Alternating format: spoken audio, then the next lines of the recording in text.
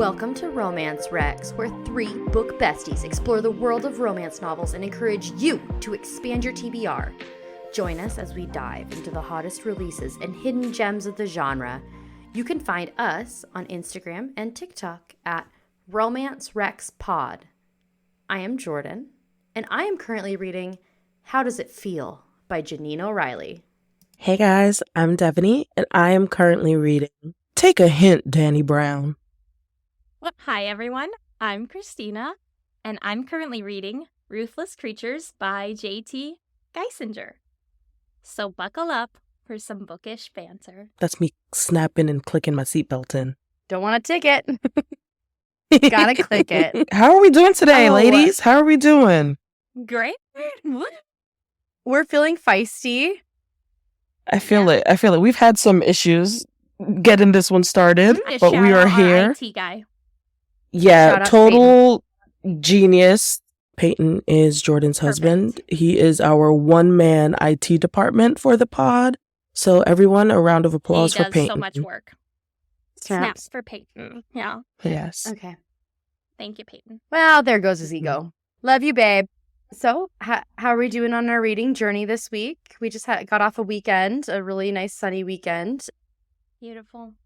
Bit of a reading struggle bus for myself, but I decided I didn't really have a quote for this week, so I decided to just do a deep pull from one of the books I'm actually requesting this week. I request you read this book. No, recommending. That's the word I wanted. So I'm just going to go ahead and start, and you all can suck it. The quote this week is from The Book of Azrael by Amber V. Nicole. You ready for this? It gets intense. Give it to us. I failed because I chose you over the book, over the world. I was selfish because of you. You crawled beneath my skin like some parasite. You have infected me, and it has cost me the world. So now I have to prepare armies once more for war, Diana. Wow. Can you not feel the angst? Can't wait to hear who that's from. War. I do want to read that book, though. Book of Azrael has been on my list for a while, and I'm especially excited because I'm pretty sure the author is going to be at Books, Gowns, and Crowns. Yes. Yeah. Oh my gosh. I think so. What if we do a live podcast there? Oh my gosh, where would we even set up? That would be so good. If you guys want my that, hotel try to make room. that happen. I'm getting a hotel room. My hotel room. Hey, do you want to come back to my hotel room after this? Not creepy at all, Christina. Is that what the kids are calling it these days? I'm pretty sure they are, actually. That's actually the guys. But yeah, I do want to read that book, so I got to I'll tell you more about it later list. because I'm going to talk about it today. Perfect. Okay. Can't wait to hear about it. So let's put pause on that. And who else has something good to talk about? Oh, I got a quote. I have a quote from a book that I will also be talking about later in the episode. And this is Tempt Our Fate by Kat Singleton. And this is actually not a quote from the actual story, but the dedication page.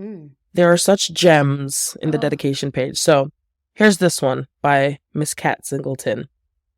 To my babes that love to be called a good girl, but crave to be called a dirty slut, you're in good hands with Camden Hunter. I clutched my pearls, y'all. I'm not even gonna lie, but you can have me in his hands at any promise. What's the name of that book? Tempt Our Fate by Kat Singleton. Yep, okay. Go ahead and write that down.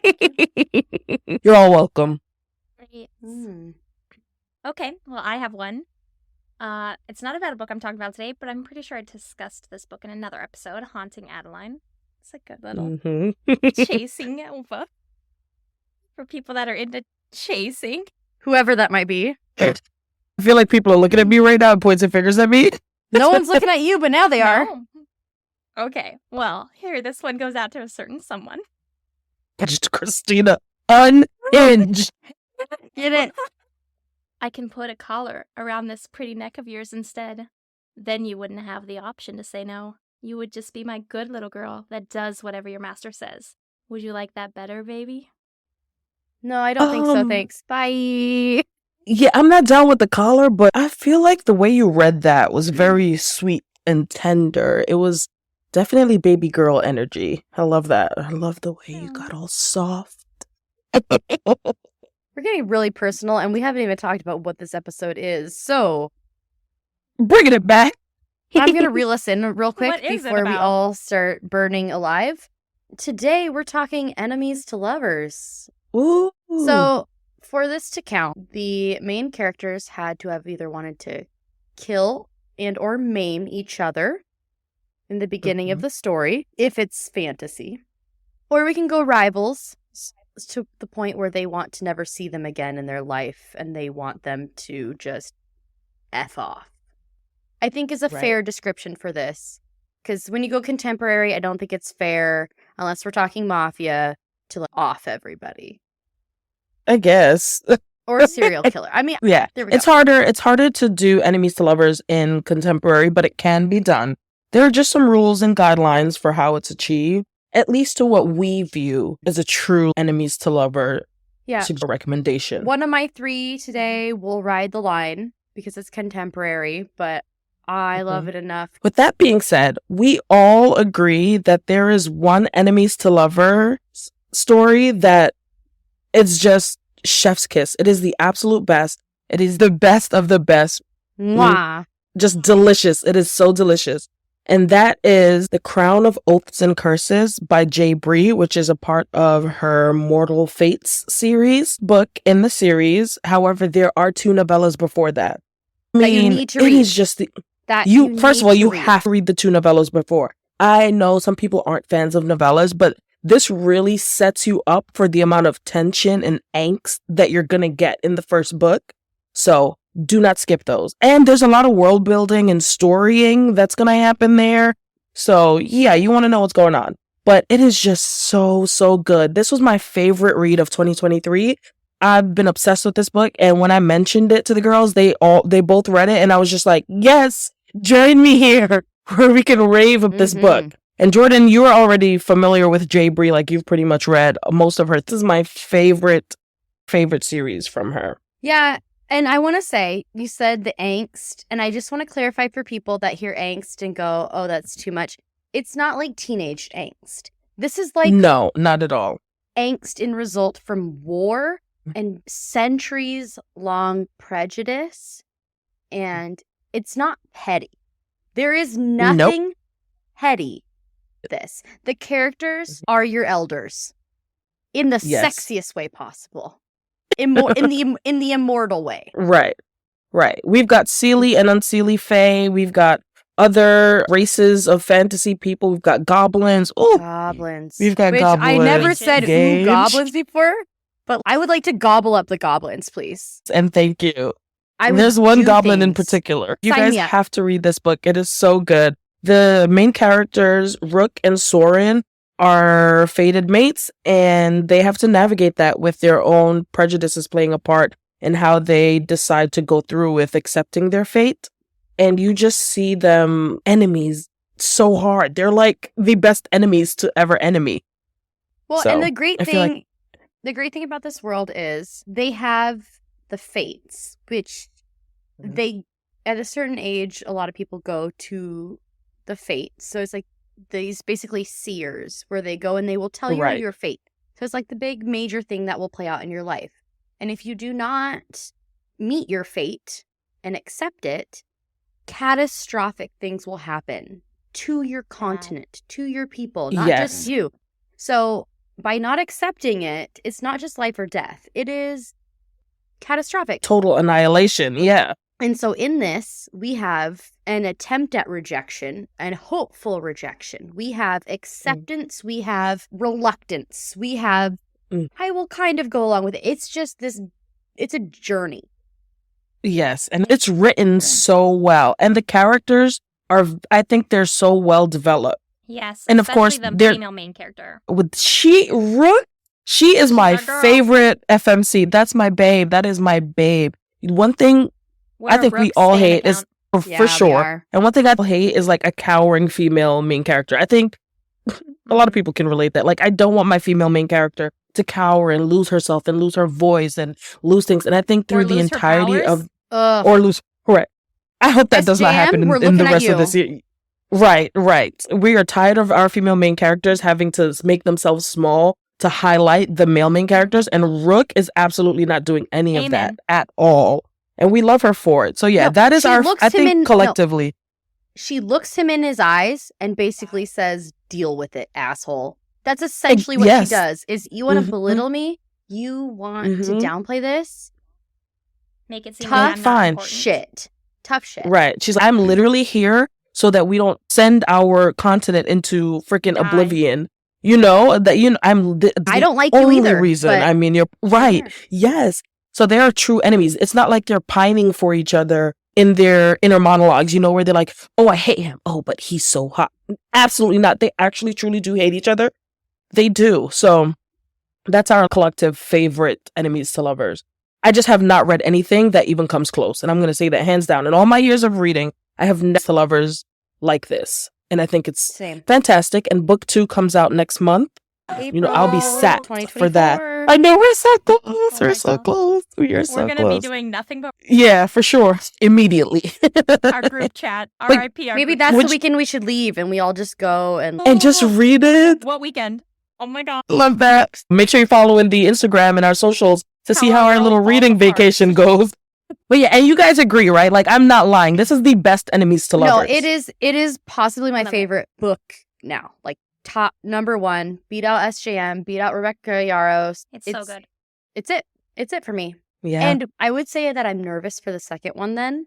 But I'm not nervous for the writing because I know Jay Bree is so Mhm. solid and so consistent It's going to be great. that I'm just nervous to see what happens to my favorite characters. The I'm not nervous story, about yeah. her writing a bad book. I'm not worried about a flame and shadow effect. I'm not worried about an iron flame effect. Okay, so who wants to go first and talk about maybe some of our favorite enemies to lovers Rex, who may not come as close as Mortal Fate series, but are still great Rex for people to jump into. Definitely. So what do you have for us, Christina? Why don't you get us started? Romeo by Oh. Huntington Parker S. and L.J. Shen. Woohoo! She actually just wrote a sequel too called My Dark Desire. I just read. Woo. But anywho, My Dark Romeo is a story about a forced marriage between Dallas Townsend and Romeo Costa. Dallas is an heiress who is engaged to marry Madison to fulfill her family's wishes. And Romeo is the COO of his family's defense industry business, and he has to marry to take over his father's CEO position. Dallas meets Romeo at a debutante ball, where he tricks her into marrying him. There is so much fun banter between these characters. And my favorite is a $700,000 shopping spree on their honeymoon just to piss off the new husband. And actually this weekend I was in Seattle and I was at like the Hermes store, or I was just walking by it and I was like, this is where Dallas should go. That's all I could think of. There is an age gap, 11 years, like mine and my husband's. That's why I love it. Oh. I know. Also, the main character loves food about as much as I do. Yeah. As close as possible Big as girl. me. I mean, but Right. I know. But she this is me, no but fancy you know, I'm married just saying. husband. I wish I had the money. Right. Only had Dallas's bank account, but this is a standalone book. But like I said, there is a spin-off about his friends. The second one, My Dark Desire, is about his friend who works for Wall Street, basically. And then there's a third one who's about the son of a hotel company. I was So, thinking a like Trump? Hilton company almost. He's actually a duke. The Ollie von Bismarck, that's the third friend. He's a duke. I'm sorry, but Von Bismarck? Von Bismarck is his name. Holy douche Doesn't waffle. his Like, family also own a bank? Yeah, so he's a duke, but they also own whatever the best hotel. It's, Super kind of line, humble. right? Yeah, Yeah. he Billionaires, is. a lot of them. Yeah, the entire friend group, bunch of billionaires. Also, in the second book, my favorite line was, we hate the rich. This is why we want to eat them. Yeah. Oh yeah, I Love love it. that. I love that she said that to the billionaire. Dallas was supposed to marry Madison. They've been grown up together and been friends their whole life. She doesn't really love him, but she cares for him, as a friend, and she's just doing it to fulfill her dad's wishes because her dad and his dad are friends. well, that's why you get Romeo- married. Yeah, well, sure. I guess in the rich world, I don't know. Daddy But issues. Romeo, his dad, and Madison's dad, they're like rivals in the industry. So specifically to piss off Madison, that's the whole reason he goes after Dallas's reputation and puts her in like a compromising position at the debutante ball to make it like, so either you marry me or no one else will marry you, kind of those Southern belles, because she's a Southern belle, and they hold Reppy this super important thing. Yeah. It's actually kind of sick because rolling her eyes. essentially they're like selling their daughter's virginities. Like at the base of the debutante ball, that's what they're doing. Like, look at my prime little flower. Yeah, that's like real life. Yeah. That still happens. That's That's crazy to me. Right, exactly. And that's the trope that this is. Like, they're, if someone's touched her, she is now, no one's going to want her. And so that's why Romeo ends up doing that to force her hand, which I would hate him too. Like, how dare you put me in this compromising position when I only came to this party for the snacks? It's what crazy. Is this, Bridgerton? Honestly, it's modern day Bridgerton. Yep, it does. Yeah. But it's a fun book. You should read it. That's all my suggestion. And my next one. What's your next one, Christina? This is a YA book, Kingdom of the Wicked, by Carrie Maniscalco. Is that wrong? This book is about Emilia and her twin Vittoria, who are witches that secretly live among humans in 19th century Italy. One night, Vittoria goes missing at a dinner service at her family's renowned Sicilian restaurant, and Emilia soon finds the body of her twin, desecrated beyond belief, and so she's really devastated, and she sets out to find her sister's killer and seek vengeance. And that means she might even have to use dark magic, which is forbidden amongst witches because it can attract princes of hell. But Emilia meets and that's Wrath, bad, right? Princes of hell. That's bad, not to attract the enemy. So her okay, just check it. Just checking, making sure we're on the same page here. We don't summon the princes of hell. Got it. Clear. Well, not supposed to, but she does summon one, Wrath, who she's been warned against since she was a child not to work with. But Wrath claims he can help Emilia solve the murder, decides to take his help, and things proceed from there. Oh, he'll help her. He will. I literally thought you were going to say, hard. Yeah, that she's going to take his help and take something else too. I literally thought that's where you were going. She will take she'll it all. No, the first one, so I read the first one, and I did not continue. Sure. And the first one has I'm like, where's... Not spicy at all. No, what's his dick look like? I don't know. It's not just... I didn't hear anything about it. So immediate DNF. Where's this going? I don't know. The second and third books, it definitely gets hotter. And you go to find out more about the different princes of hell. When does it heat up? Does it heat up? It heats up. Yeah. Is it hot? Is it steamy or is it like spicy? It's spicy. I wouldn't say it's super steamy. I mean, I think it goes I don't want steam. Steamy. Yeah, steamy. That's what I meant, yeah. Oh, so it's steamy. Steamy opens up your pores. Spicy makes you sweat it out. Sets you on fire. I know. Sorry, yeah. I think it's been about a year since I last read these books because the last one came out 2022, I think. So maybe that was when I read it end of 2022. So it's been a while, but I really loved it. And then there's a spin-off now with Lust, who's definitely more up than Wrath. Really? Our interests are peaked. There's no way for you to have steamy Lust. That's going to be a spicy book. Jordan and I are panting for Lust. Yeah. Well, we might have to give this series a little look. I'll give it another look. Adds to list. Right. Yeah, let's do it. All right. Okay, and then I have one more. I mean, I think... Okay, cool. Yeah, I was just about to say if you have another one. Okay. This one is just a Rivals to Lovers. So it's literally called Divine Rivals by Rebecca Ross. Okay. Another YA book. So but cute. It's really cute. Yes. Perfect for, I think, teens, young adults, literally anyone, but definitely if you wanted something like to co-read with your teen or with a friend who isn't into spice, then maybe they would really like this one. Divine Rivals takes place in a fantasy world, but it has like World War I vibes. The gods are at war in this book. Iris Winnow and Roman Kit are the two main characters. Iris's brother has gone off to war, but has not been heard from since he left, even though he promised to write. Iris's mother turned to drinking after his departure, and she lost her job from her drinking. So to support her and her mother, Iris had to drop out of school and go to work at the local newspaper.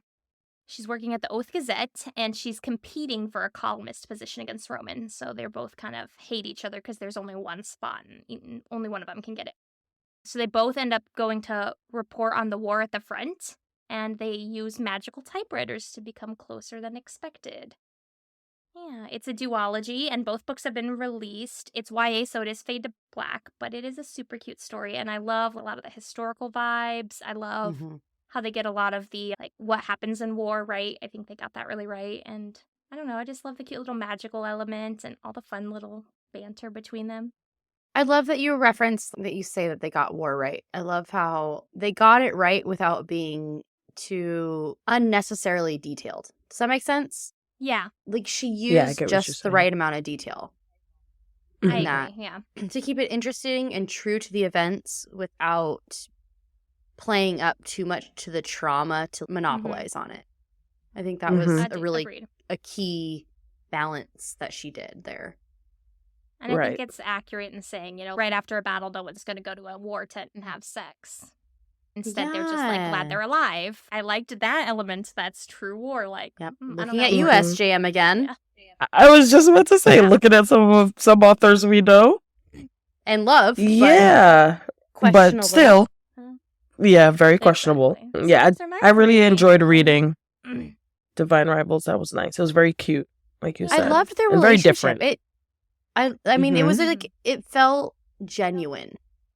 I think that's what it is. You could see the growth or the change. It was like them just trying to connect with each other and then just seeing it escalate and things progressing. It was nice to watch them fall in love, essentially.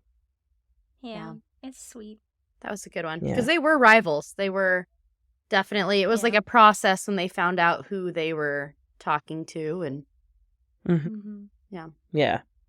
good choices. Okay, Good we'll choices. accept that. Yeah. Okay. What about you, Jordan? You want to hit us with what you got? All right. Here she Cracks goes. knuckles. Here we go. My first enemies to lovers is the book that I quoted at the top of this episode. It is the Book of Azrael by Amber V. Nicole. It is Gods and Monsters series, book 1. There are 2 out right now. I believe she said there will be, I think, at least 5, which I can't imagine right now because they are big, beefy books. And like, a lot happens in them. I'm excited though. Girthy. So this is about the female main character is your morally dark gray to black character. She seems irredeemable, quite honestly. She was born a human. 1,000 years ago, Diana gave up her life in the deserts of Aoria to save her dying sister. She called upon anyone who would listen, not expecting a monster far worse than any nightmare to answer. Now she does what Caden asks, even if that means securing an ancient relic from the very creatures that hunt her. And the creatures that hunt her are essentially it's like this book's version of angels from other worlds. So this is like a multi-world and multi-universe. Ooh, multiverse. Like, it is kind of like a multiverse with greater beings that kind of keep the peace almost. She is our female main character, and our male main character is considered the technical good guy, but he has done bad deeds in the name of good in the past, right? So in the old world, his name was Sam Kiel. In this world, when he comes to this world, because of the chaos that Diana is ensuing via Caden, he goes by Liam because he's trying to remake himself because he doesn't like who he used to be. Yes, we love a rebrand. He is known as a myth throughout worlds as the world ender. So he enters a room and they're like, oh my god, it's the world ender to his enemies. He's a savior and a king to those loyal to him. So after the Gods' War, he locked himself away, hiding from the world and the cosmos, essentially, centuries. He has been away by himself on what it was left of his planet after he ended his own world to save the greater cosmos, basically. He denied his crown and his responsibilities, leaving the very ones who needed him most to deal with the fallout of the death of their homeworld. Now an attack on those he holds dear sends him back to the one realm he never wished to visit again, and into the sights of an enemy he thought imprisoned eons ago. But through a twist of fate, Diana is technically the type of creature that he fought in the Gods' War that he thought he nixed off because all they did was Right. cause death and destruction. But she is technically a type of that creature. So because of a twist of fate, they're trying to use each other to get this one relic. So they have to team up, but they are mortal enemies, working together through a common good. Let's become friends. Let's become, oh, I definitely want to fuck you. Oh, weird, I want to fuck you too. To, I'm starting to trust you. Well, I'm going to kiss this one person to see what you'll do. Oh, fuck you. I'm going to kill everyone around that just saw that because screw you. To the world ending because something happens. So now they're going to be enemies again, but one person thinks they're enemies. The other person's trying to get them back. It's like this constant roller coaster. Wow. It's giving That sounds Buffy the crazy, Vampire though. Slayer. I love it. Yeah. Yes, I but love that it's darker. giving Buffy, And but dark. Yeah, I've been wanting to read that for a while. I think I've been Buckle me intimidated in by for the this sheer roller coaster. size. The sheer That's why size you of the read it on books have just Kindle been and you don't- off-putting. Right, and then it's like a 2-minute read. I don't even know how many pages the thing is. Yeah. Jordan, what else you have for us? If anything else. Yes. So my Yeah. second book is A Forbidden Fate by Haven Hearning. Tell She's me on more. socials, and she's fucking hilarious and amazing. Yes, she is. And that's how I discovered Very this book. hilarious. I was like, Mhm. I love her. I love her content. Why won't I love her book? And it was Right. delightful. I think that's the way I can describe it. It Ooh. was delightful. It is I a love that. series that is incomplete. Keep that in mind. Another incomplete series. I'm just going to read the description. Lay it on us. Oh, I'll definitely lay it on you and give it to you. So, a centuries-long war, an enchanted wood, and a curse. Oh my. Idalia leaves her castle to marry the new king of the deep. Certain that this union will be the final step in saving her kingdom, she must first travel through the Florian Wood, a mysterious place shrouded in legend and myth. Things go awry when the princess is captured by a band of thieves, and they soon discover that the stories of the wood weren't just stories after all. To make matters worse, she is stranded in this nightmare with rival. And I would argue it is her enemy, not just her rival, a shameless bandit who likes to talk and drink too much. Despite the I love it. dangers of the wood, there is a threat far greater to both of them. Each other. Apart from their warring lands, they have also been cursed by the gods. Literally, a god came down when they were young and said, they may never touch, or they will die, and their entire kingdoms. So it is their That entire is kingdom, just so dramatic. and they will die. That is Because wild. the gods were punishing their kingdoms. It wasn't just about them. Like, they were young. They were kids. The acts of the parents. So it's like, the sins of your parents kind of a thing. Right. Dumb. But of course, they're both sexy, and they both are into each other, and they want to touch. Right. I'm so confused about how this happens with them because it's spicy, right? Yeah, it gets spicy. I mean, they find a way around. How do I describe this? They find release.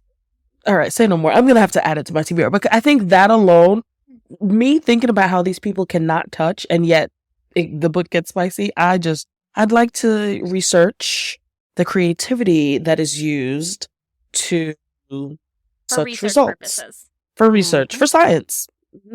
And Mhm. the second book is out, but I have not read it yet because when it came out, the first thing I heard was, oh my God, this cliffhanger. That'll know. slow me down. I have not been emotionally prepared for a cliffhanger. If a cliffhanger comes and I'm not expecting it, then that's one thing. But Yeah. if I know it's going to be really bad, I'm like, right now they're on an thanks. adventure. I left the Right. first one, they're on an adventure. There's still hope in their Okay. heart. I don't know if I can, Handle a big cliffhanger like that. but I bought it and it's downloaded on my Kindle for whenever I feel emotionally prepared. So I'm really excited. The characters are great. Love the characters. The story is intriguing. I've never read a book where the main characters can't be together to this extent. So they're together but not. And there's really no end in sight. So my last one is a bit of a stretch. I acknowledge. It's more of a Rivals. Punk 57 by Penelope Douglas, or Penn Douglas. They are one of my favorite authors. The whole tagline of this book is, we were perfect together until we met. Crazy. They're in neighboring towns. They're like half an hour apart by county roads. Misha goes to this hoity-toity, fancy-ass high school, and Ryan goes to the public school in her town. So Misha and Ryan have been writing physical letters back and forth since 5th grade. They are now senior year of high school, getting ready to graduate, last 6 months of the year. And they are best friends who have never met. They've never seen each other's socials. They've never texted or called each other. But they're best friends. Of course, they're secretly in love with each other because, of course, they are.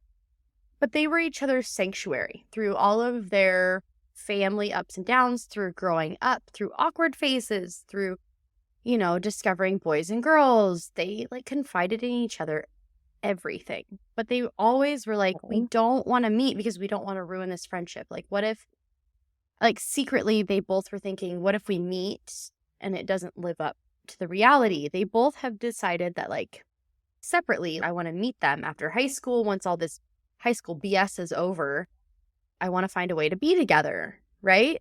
But something big happens in Misha's life to the point where he pulls back and he doesn't answer for a while because he is in such shock and depression. He's already got all his credits, and he transfers over to her school for a different reason other than seeing her. But he doesn't tell her. And you don't find out why he really went there until the very end of the book, so I won't give that away. But it is important. Okay. When he gets there, he finds out she is not who she led him to believe. Misha is catfish.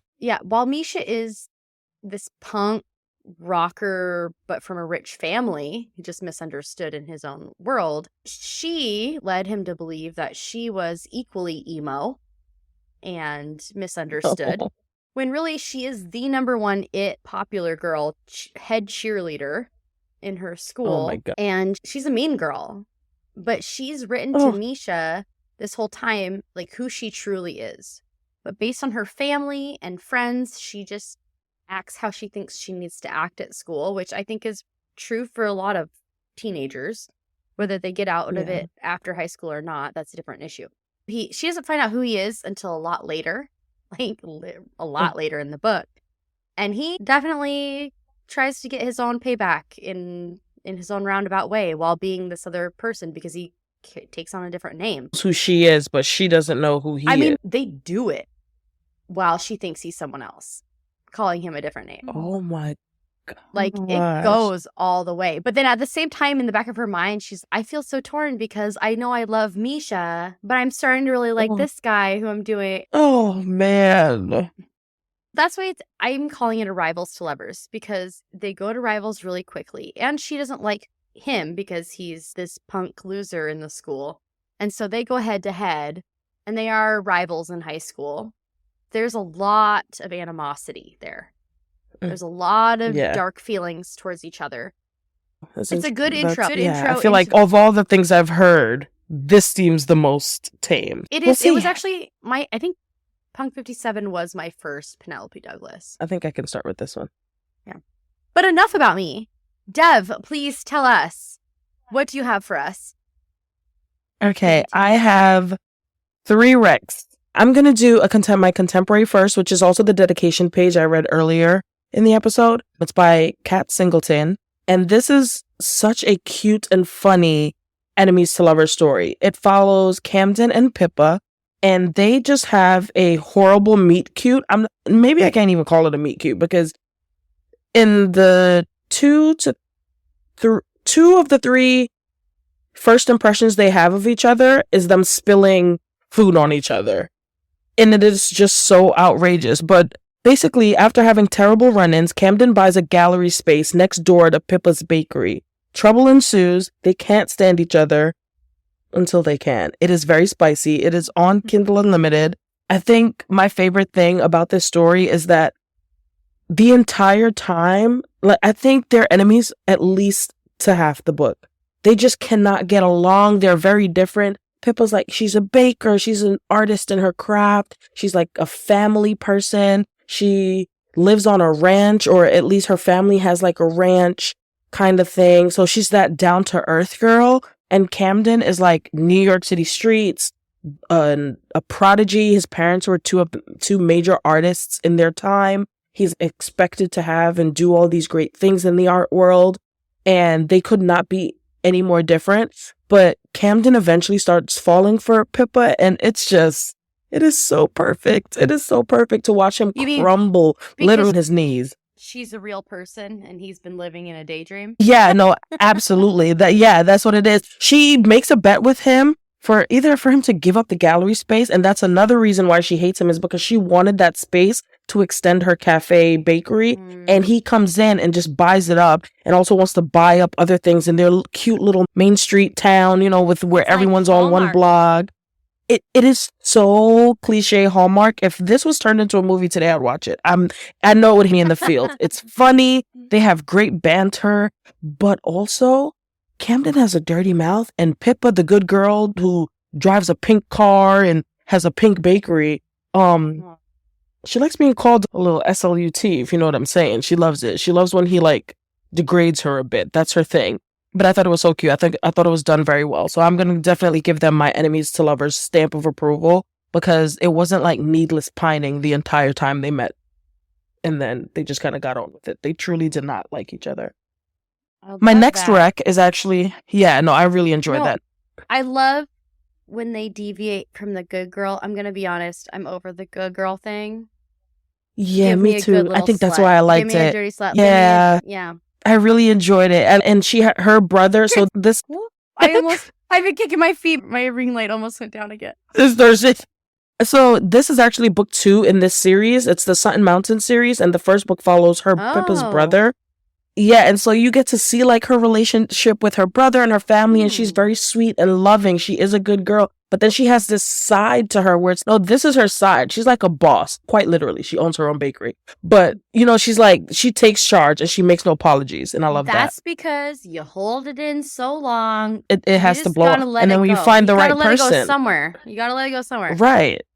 And sometimes you need the right person to kind of push you. So yeah, great read. Definitely suggested. Start with book 1. You'll be introduced to Pippa, and then her story will make more sense. You also technically meet Camden in book 1. They have a run-in. One of their first bad impressions happens in book 1, but literally I thought nothing of it. And then I read her book and I'm like, wow, that's not cute. So yeah, read that. Kat Singleton, Tempt Our Fate.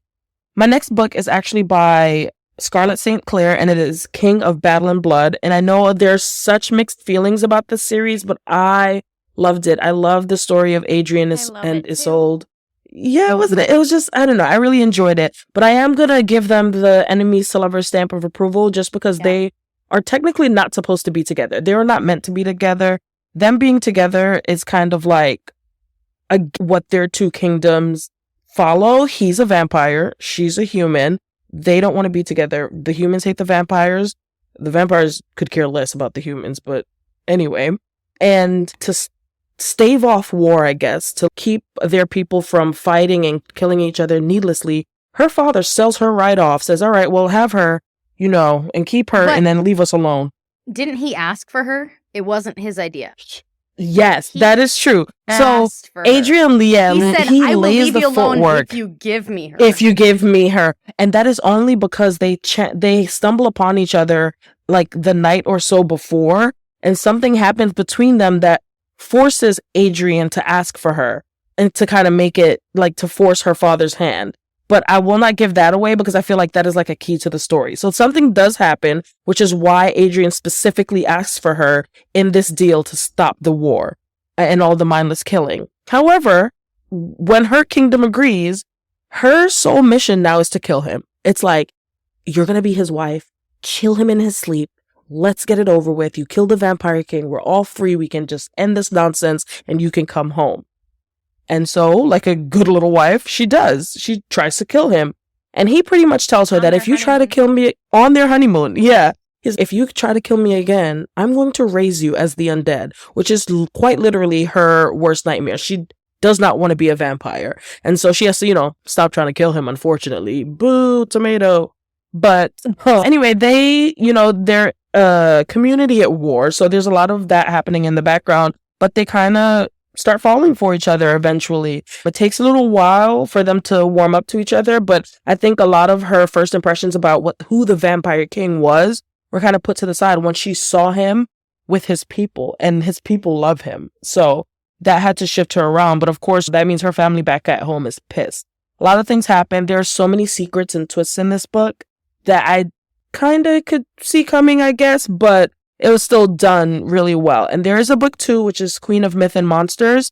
And yeah, it just pushes, they're officially in love and all that in book 2. So it's really nice to see their relationship progress and who Isolde turns into as part of being a part of this new kingdom that she is the queen of. So yeah, that, and also, I just love me a vampire story. So Yeah, suck my that blood. was good for me. Suck my blood and take Right. my body. And to be fair, I've tried to read Scarlet St. Clair's other series, the Persephone and Hades one, and I hated Persephone. And so I DNF'd that entire series because I couldn't get through half of the first book. I'll try again later at some point, but like when I found this after trying to read Persephone and Hades, I was like, okay, cool. I had this author, I just had to find what was for me. And so I suggest that for you guys, dear listeners, find what is for you. Okay? Don't discount that entire author because they may have something else in their collection that you will enjoy. So just a little homework and check that out. And then my final recommendation is A Court This Cruel and Lovely, which is a series of books. I think there are 4 of them out right now. Priska is fleeing her village after her power is discovered. She lives in a town, a little village where certain gifts cannot, like they can't stand. Certain people cannot have certain types of gifts. Unfortunately, she has a type of gift that she should quite literally be killed for. So she escapes. Her mom is helping her escape. And she is fighting for her life. She's getting through all these situations. She ends up falling off of a cliff, or to be fair, her mother pushes her off the cliff. God. Oh, God. Yeah, it's but to save her life, so that she's not killed by these people. I mean, she could have died. No. She lives. She pushes her off of a cliff into water. So it's probably it's like a rough 50-50 fall. thing? It's like a 50 Yeah. 50. Right. It's like she would rather kill her daughter in that way than leave her to what these people will do to her. It's that kind of a situation. Oh, as a mom, isn't that, now reading those things, isn't that just the most gut-wrenching thing you've ever read? Gut-wrenching. I was like, I get it. I don't want my baby in your hands, but I have to also be the one to do this thing. Yeah, that was really hard to read. Priska does survive the fall. Yay, Priska. Go girl. Barely. Child, she is hanging on by a thread as she goes down this little stream. But anyway, she is saved. There's like a band of mercenaries walking by. No, they're on horses.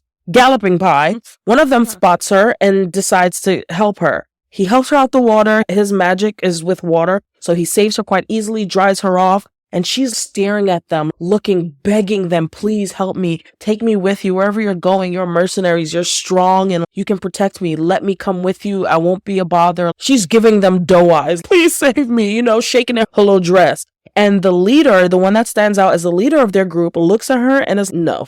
And literally takes everyone with him. They ride off into the sunset. And she's left to essentially die. He leaves her to die right there on the little embankment because she has no food. She has no weapon. She cannot protect herself. And she's terrified. Her mom just pushed her off the cliff. Come on. So, yeah. Later on, wouldn't you like to know who she runs into? The same mercenary group. But with the guy. No. Yeah. How could that? No way. Never. Still. He ends up being the main character, the male main character of the story. His name is Lorian. Shut up. No way. And yeah, they make a deal essentially. I can't remember why he decides, like, the key thing that but they do make a deal because I think she ends up showing her magic. They all feel comfortable, so she shows them her magic, and they need her magic. They pretty much make a deal. We'll help you use your magic, we'll help train you, and then you help us with this one thing, we'll offer you protection, food, everything. You help us with this one thing, we'll go our separate ways. So they make that kind of deal, and that's how you have the epic fantasy adventure that ensues. But they are quite literally enemies for a good portion of the book. Of course, until they're not, until they realize that they love each other and all these things ensue. But I really loved how much Priska held on to her hate of Lorien. It was just, she would not release it for a little bit. And it was one of those situations where in her inner monologue, she would admit to how attractive he was and how nice he was to look at or whatever. But she was so pissed at it because all she would remind herself of is like, he left you to die. He didn't even know you. He left you. Ugh. Right. Yeah. I mean, but to be fair, could you imagine you let one of your people save me and then you leave me behind? I'd be infuriated. But when Priska ends up meeting up with them again, she's already got 2 deaths under her belt. So at this point, she is armed and ready to tango. So yeah, by the time she meets up with the mercenary group again, she's already killed 2 people. So she's like, I'm out here. She's literally trying her best to survive. I enjoyed it. I think that was a good enemies to lover. They probably weren't enemies as long as the other books, but still good. And there are a couple books in that series. So lots to check out if you want. Love it. And I don't know if I said who it's by. It's A Court That's Cruel and Lovely. There are other books in the series, but it's by Stasia Stark. I hope I'm pronouncing that right. And one thing I love about Stasia is that she's very active in her emails. Like if you respond to one of her newsletter emails, she writes you back. I had with her. Is this indie? About how much. Yeah, I think she's indie. I'm pretty sure she's indie. Yeah, I know they're always indie when they're so communicative with their following. Love it. But yeah, I had a whole conversation with her about how much I hated what she did. And she was like, ooh, I guess I shouldn't tell you about. But it was very cute. It was a nice relationship. A little whole thing we had, you know? Cute. So you're besties. So yeah. We are absolutely besties. We're invited to like family events at this point because she was to my newsletter email. Yeah. She's like your son's godmother or something, like probably. Yeah. She doesn't know it, but she is for sure. Her to our I love podcast. it. Yeah. Don't worry. I'll get on it. Could you imagine? Okay, let's file that away for the future. Good idea. Write it down. That's smart. I think those are our recs for enemies to lovers. Again, we have tons more recommendations for you guys. So make sure you're following our socials to see those. But yeah, thanks for listening to us ramble about our favorite enemies to lovers books. If you're looking for more romance recs, be sure to follow us on Instagram and TikTok at Romance Recs Pod. You can find our favorite book recs from our episodes as well as some behind the scenes content. Again, that's at Romance Recs Pod. So make sure to give us a follow. And we'll be back with another episode. Thank you. Bye guys. Thanks.